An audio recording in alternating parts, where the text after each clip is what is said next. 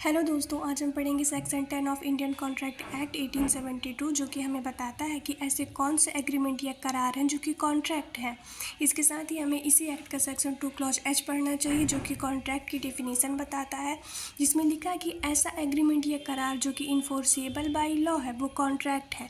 इसलिए अब सेक्शन 10 हमें टू क्लॉज एच के साथ ही पढ़ना चाहिए। तो ये कह सकते हैं कि सेक्शन 10 बताता है कि ऐसे कौन सी एग्रीमेंट है जो कि इन्फोर्सेबल बाई लॉ है। तो सेक्शन 10 क्या कहता है कि all agreements are contracts if they, हम ये कह सकते हैं कि ऐसे सभी एग्रीमेंट या करार जिनमें ये 4 पॉइंट आते हैं जो कि हम आगे डिस्कस करने वाले, अगर ये सारे पॉइंट आते हैं, 4 पॉइंट उसमें कवर हो जाते हैं तो वो एग्रीमेंट कॉन्ट्रैक्ट होता है। वो 4 पॉइंट कौन कौन से हैं? तो सबसे पहला पॉइंट है कॉम्पिटेंट पार्टीज़। किसी एग्रीमेंट का कॉन्ट्रैक्ट बनने के लिए जो पहले इसेंशियल एलिमेंट है वो क्या होना चाहिए? Competent parties. संविदा या फिर कॉन्ट्रैक्ट या कह सकते हैं हम एग्रीमेंट हमेशा कम से कम 2 पक्षकारों के बीच होता है, तो जो 2 लोगों के बीच होता है वो संविदा करने के लिए, कॉन्ट्रैक्ट करने के लिए सक्षम होने चाहिए। इसी को बोलते हैं कॉम्पिटेंट पार्टीज़। अभी कॉम्पिटेंट पार्टीज़ क्या होता है इसको समझते हैं।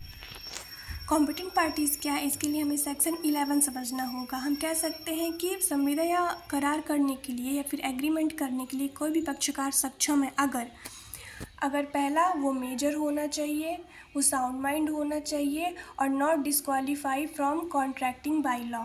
मेजर मतलब क्या होता है? मेजर मतलब होता है वयस्क, या फिर हम कह सकते हैं मेजर मीन्स होता है वयस्क, या फिर हम कह सकते हैं कि वो पर्सन जो 18 प्लस हो गया है, 18 प्लस से 18 वर्ष या उससे अधिक आयु के व्यक्ति है, वो मेजर या वयस्क कहलाता है। दूसरा पॉइंट है साउंड माइंड। हम ये कह सकते हैं कि कोई भी व्यक्ति पागल नहीं होना चाहिए, स्वस्थ चित्त होना चाहिए, इसको साउंड माइंड कहते हैं। अभी थर्ड पॉइंट क्या है? Not disqualified from contracting by law. ये कह सकते हैं कि वो पर्सन कॉन्ट्रैक्ट करने के लिए डिस्क्वालीफाई न किया गया हो, निर्धारित न किया गया हो, किसके द्वारा? जिस लॉ या विधि के अधीन वो रहता है। नॉर्मल लैंग्वेज में हम कह सकते हैं कि वो पर्सन दिवालिया घोषित न किया गया हो, क्योंकि दिवालिया एक ऐसा पर्सन है जो कि कॉन्ट्रैक्ट नहीं कर सकता। तो किसी भी एग्रीमेंट को कॉन्ट्रैक्ट बनने के लिए जो पहला इसेंशियल पॉइंट था वो था कॉम्पिटेंट पार्टी, सक्षम पक्षकार। सक्षम पक्षकार क्या होता है ये हम आपको एक्सप्लेन कर चुके हैं कि वो मेजर होना चाहिए, साउंड माइंड होना चाहिए और कॉन्ट्रैक्ट करने के लिए डिस्क्वालीफाई घोषित ना किया गया हो।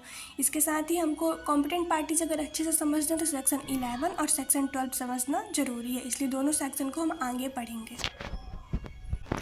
अब किसी एग्रीमेंट को कॉन्ट्रैक्ट बनने के लिए जो सेकेंड इसेंशियल पॉइंट है जो हमें सेक्शन 10 बताता है वो है फ्री कंसेंट ऑफ पार्टीज़, मतलब पक्षकारों की स्वतंत्र सम्मति। हम पहले बता चुके हैं कॉन्ट्रैक्ट या एग्रीमेंट पक्षकारों के बीच ही होता है, तो वो जो पक्षकार है उनकी सम्मति, जो कंसेंट है वो फ्री होना चाहिए, स्वतंत्र होनी चाहिए। फ्री कंसेंट क्या होता है? स्वतंत्र सम्मति क्या होता है? इसका मतलब हम ये नॉर्मल लैंग्वेज में कह सकते हैं कि जब भी एग्रीमेंट या फिर करार हमारी मर्जी, हमारी इच्छा के बिना करवाया जाता है तो हम ये कहेंगे कि हमारी जो कंसेंट है या हमारी सहमति वो स्वतंत्र नहीं है, फ्री नहीं। इसका मतलब क्या है कि हम कभी भी एग्रीमेंट करें तो अपनी इच्छा से करें। हम कब कहेंगे कि किसी भी पार्टी की कंसेंट फ्री है? इसके लिए कौन डील करता है? सेक्शन 14 हमें बताता है कि हम कब कहेंगे कि कंसेंट फ्री है या फ्री नहीं है। तो अगर जो हमारी जो कंसेंट ली गई है, हमारी से मतलब है जो एग्रीमेंट के पक्षकार या पार्टीज़ है उनकी कंसेंट, ये जो मैं 5 पॉइंट बताऊँगी सेक्शन 14 में, इनके बिना ली गई हो तब हम कहेंगे कि कंसेंट फ्री है। किसी की भी कंसेंट कोवर्जन जो सेक्शन 15 डील करता है उसके थ्रू, उसके द्वारा नहीं ली जानी चाहिए। कोवर्जन क्या होता है? कोवर्जन मतलब होता है प्रपीड़न, जिसे हम कह सकते हैं कि अगर कोई डरा धमका के ज़बरदस्ती हमसे कॉन्ट्रैक्ट या एग्रीमेंट करवाने की कोशिश करता है तो अगर हम कर भी लेंगे तो हमारी कंसेंट फ्री नहीं कहलाएगी, स्वतंत्र सम्मति नहीं कहलाएगी। कौन बताता है? सेक्शन 15 बताता है। दूसरा पॉइंट क्या है? दूसरा पॉइंट है अनड्यू इन्फ्लुएंस, जो कौन बताता है? सेक्शन 16 बताता है। सेक्शन 6 अनड्यू इन्फ्लुएंस का मतलब क्या होता है? असम्यक असर। मतलब इसमें जो एग्रीमेंट के 2 पक्षकार या 2 पार्टी होते हैं उसमें एक पक्षकार या एक पार्टी दूसरे पक्षकार की इच्छा को कंट्रोल करने की स्थिति में होता है, पोजीशन में होता है। जैसे पिता और बेटा, एक पिता अपने बेटे की इच्छा को कंट्रोल कर सकता है तो ये अनड्यू इन्फ्लुएंस कहलाएगा। थर्ड पॉइंट क्या है? थर्ड पॉइंट है फ्रॉड। अगर फ्रॉड मतलब सेक्शन 17 इसके बारे में बताता है कि फ्रॉड या कपट से, धोखा दे के अगर हमसे एग्रीमेंट करवाया जाता है तब भी हम कहेंगे कि हमारी कंसेंट फ्री नहीं थी। फोर्थ पॉइंट है मिस रिप्रेजेंटेशन। मिस रिप्रेजेंटेशन कौन डील करता है? सेक्शन 18 डील करता है। मिस रिप्रेजेंटेशन मतलब क्या होता है? मिथ्या दुर्व्यपदेशन। इसका मतलब ये होता है कि जो कुछ हमें प्रेजेंट करना था उसे हम प्रेजेंट नहीं किए। ये समथिंग 17 से मिलता जुलता है, इसे हम आगे डील करेंगे तो और अच्छे से समझेंगे। फिफ्थ पॉइंट है मिस्टेक, जो कि सेक्शन 20, 21 एंड 22 डील करता है। मिस्टेक भी दो तरह की होती हैं, 2 टाइप्स की होती है, मिस्टेक ऑफ फैक्ट और मिस्टेक ऑफ लॉ। इस जब हम पढ़ेंगे आगे नेक्स्ट लेक्चर में पढ़ेंगे तब समझेंगे कि मिस्टेक क्या होती है। तो नॉर्मली हमें क्या समझ में आया कि सबसे पहले किसी एग्रीमेंट को कॉन्ट्रैक्ट बनने के लिए पहला पॉइंट क्या है कि कॉम्पिटेंट पार्टी होना चाहिए, जो कि सेक्शन 11 सेक्शन 12 बताते हैं।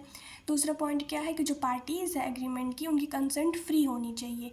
इसके बारे में कौन बता दिया? सेक्शन 14 बताता है कि हम कब कहेंगे कि किसी भी पार्टीज़ की एग्रीमेंट के जो पक्षकार हैं उनकी सम्मति स्वतंत्र कब नहीं कही जाएगी। जब सेक्शन 15, 16, 17, 18, 20, 21, 22 के अंदर जो पॉइंट दिए गए हैं, उनके अंदर जो पॉइंट दिए गए हैं, अगर उसके थ्रू किसी की कंसेंट ली जाती है तो हम कहेंगे कि फ्री कंसेंट नहीं है। अब किसी एग्रीमेंट के कॉन्ट्रैक्ट बनने के लिए जो थर्ड इसेंशियल पॉइंट है वो कौन सा है? वो है lawful consideration and lawful object. हम कभी भी एग्रीमेंट करते हैं तो एग्रीमेंट का कॉन्ट्रैक्ट बनने के लिए ज़रूरी है कि जो हमारा कंसिडरेशन है, जो हमारा प्रतिफल है, वो लॉफुल होना चाहिए। इसके साथ जो हमारा ऑब्जेक्ट है, ऑब्जेक्ट मतलब क्या होता है कि हम एग्रीमेंट किस उद्देश्य से कर रहे हैं, हमारा कोई तो पर्पज़ होगा, तो वो पर्पज़ भी लॉफुल होना चाहिए। इसको समझने के लिए हमें सेक्शन 23 एंड 24 समझना होगा। सेक्शन 23 हमें बताते हैं कि कौन कौन से कंसिडरेशन और कौन कौन से ऑब्जेक्ट लॉफुल हैं और कौन से नहीं। इनको समझने के लिए हमें सेक्शन 23 और 24 समझना होगा। 3 पॉइंट कवर हो चुके हैं। अब जो फोर्थ पॉइंट है जो किसी एग्रीमेंट को कॉन्ट्रैक्ट बनने के लिए ज़रूरी है वो क्या है कि नॉट एक्सप्रेसली डिक्लेयर्ड वाइड। कौन वाइड डिक्लेयर नहीं होना चाहिए? जो एग्रीमेंट है वो एक्सप्रेसली ही वाइड डिक्लेयर नहीं होना चाहिए। इसमें ऐसे बहुत सारे सेक्शन दिए हैं जो डायरेक्टली बताते हैं कि कौन कौन से करार शून्य हैं, मतलब कौन कौन से एग्रीमेंट वाइड हैं। सबसे पहले सेक्शन 25। सेक्शन 25 कहता है विदाउट कंसिड्रेशन, मतलब कोई भी एग्रीमेंट बिना कंसिड्रेशन के अगर किया जाता है, इसमें कुछ एक्सेप्शन है उनको छोड़ के, तो बिना कंसिड्रेशन के अगर कोई एग्रीमेंट किया जाता है तो वो एग्रीमेंट वाइड होता है। प्रतिफल के बिना करार शून्य है। सेक्शन 26 क्या कहता है कि रिस्ट्रेंट ऑफ मैरिज, विवाह के अवरोधक करार शून्य है। मतलब अगर किसी की मैरिज, किसी का विवाह हो रहा है, हम कोई ऐसा एग्रीमेंट करते हैं जिसके कारण उनके विवाह में विघ्न बाधा उत्पन्न हो, अवरोध हो जाए, तो ऐसा एग्रीमेंट भी वाइड होता है, शून्य होता है। माइनर की मैरिज को छोड़ के, हम जब 26 डिस्कस करेंगे तो समझेंगे कि माइनर की मैरिज को छोड़ के ही क्यों।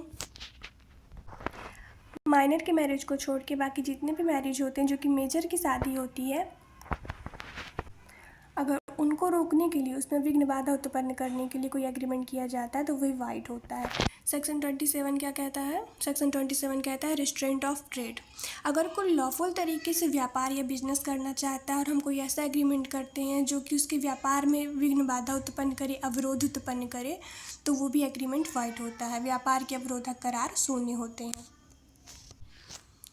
सेक्शन 28 क्या कहता है? विधिक अवरोधक करार शून्य होते हैं, मतलब रिस्ट्रेंट ऑफ लीगल प्रोसीडिंग्स, विधिक कार्यवाहियों के अवरोधक करार शून्य होते हैं। अगर कोई हम ऐसा एग्रीमेंट करते हैं तो लीगल प्रोसीडिंग में विघ्न बाधा उत्पन्न करता है, वो जो प्रोसीडिंग है उसे अच्छे से नहीं होने देता है, तो ऐसे एग्रीमेंट भी वाइड होते हैं। लास्ट पॉइंट है सेक्शन 29 अनसर्टेनिटी। ऐसे एग्रीमेंट जो अनिश्चित होते हैं, अनिश्चितता के कारण वो एग्रीमेंट क्या होते हैं? वाइड होते हैं। जब हम सेक्शन 29 पढ़ेंगे तो इसे अच्छे से समझेंगे कि अनिश्चितता क्या होती है, अनसर्टेनिटी क्या होती है। सेक्शन 30 क्या है? Way of वेचर।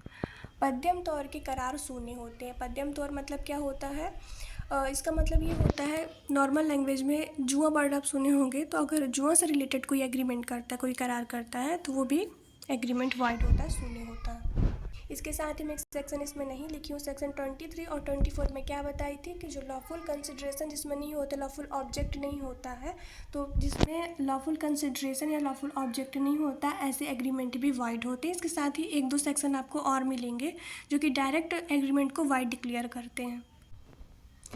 तो हमें क्या समझ में आया? सेक्शन 10 क्या कहता था कि व्हाट एग्रीमेंट्स आर कॉन्ट्रैक्ट्स, ऐसे कौन कौन से एग्रीमेंट है जो कि कॉन्ट्रैक्ट है। तो हम कैसे, हम इसको हिंदी में एक बार एक्सप्लेन कर देते हैं कि वे सब करार, प्रत्येक करार संविदा है अगर वो सक्षम पक्षकारों की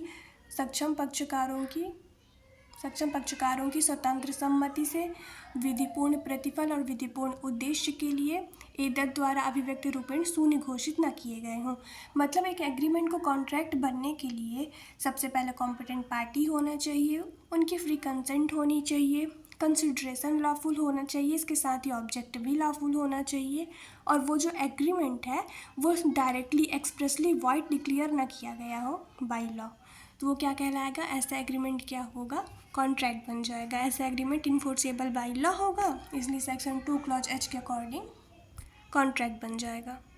अब सेक्शन 10 को समझने के लिए हमें बहुत सारे सेक्शन देखने पड़े थे, जैसे यहाँ पे, तो ये सारे सेक्शन हम आगे अच्छे से डील करने वाले, एक एक को अच्छे से एक एक पॉइंट समझेंगे। आज के लेक्चर में बस इतना ही। मैं इससे पहले भी बहुत सारी वीडियोस अपलोड कर चुकी हूँ, अब एक बार उनको अच्छे से देख लीजिएगा। अगर आपको कुछ इसमें नहीं समझ में आते, कोई सेक्शन है जो आपको नहीं समझ में आता, तो प्लीज़ आप हमें बताइए, हम उस सेक्शन को अच्छे से समझाएंगे, आपको एक्सप्लेन करने की कोशिश करेंगे। आज के लेक्चर में बस इतना ही। Thank you.